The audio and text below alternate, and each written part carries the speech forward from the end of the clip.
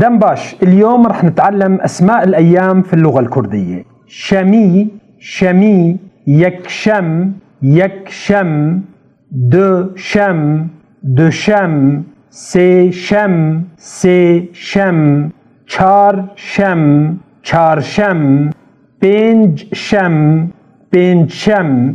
إين، مثل ما عم نلاحظ من بعد شمي اللي هو يوم السبت، وكأنه عم نعد الأيام عد، ومثل ما بتعرفوا أخذنا في فيديو الأرقام 1 2 3 يك دو سي چار بنج، فعم نعد بعد يوم السبت بهالشكل: يك شم، دو شم، سي شم، چار شم، بنج شم. عم نعد لليوم الخامس، بعدين بيجي يوم الجمعة اللي هو إين. خلونا نكرر: شمي، يكشم، دشم، سيشم، چارشم، بنجشم، إين. على سبيل المثال إذا بدنا نسأل عن اليوم شو بيكون؟ إيرو چيا، إيرو چيا؟ الجواب إيرو بنجشمة، إيرو سيشمة، إيرو إينا.